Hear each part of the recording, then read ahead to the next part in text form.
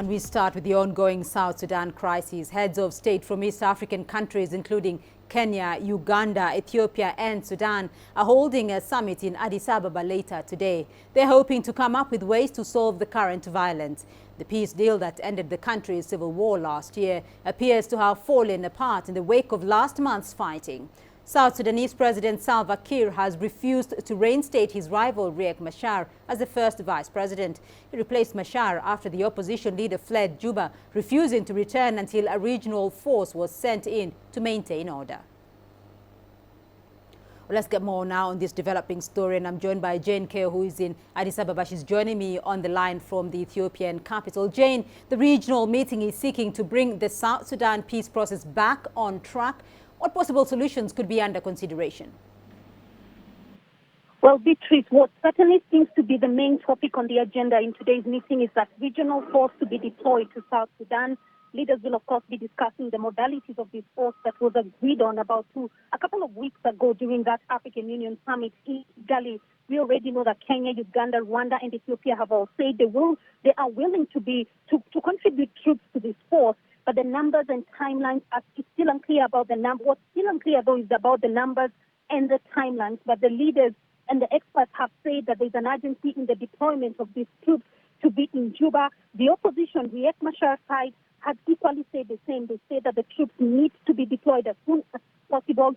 Failure to reach, they will force their way into Juba. Now, another issue likely to come up in today's meeting is the humanitarian situation in South Sudan, the rising refugee numbers, plus Beatrice. This latest report by the United Nations on the rape and sexual allegations by security forces during the conflict in the last 3 years. Beatrice? Jane, what kind of response should we expect from the regional leaders with regards to the ouster of Riek Machar as a first vice president and its implication on the peace process? Well, so far, most parties, even signatories to this peace agreement, appear to be a bit subtle and lukewarm in their responses to this situation. Now, we know that JMEC, which is the African Union monitoring body, has said that it wants to stay neutral. It describes the current situation as opposition politics. IGAD, that basically midwives this peace process, is also quiet on the issue.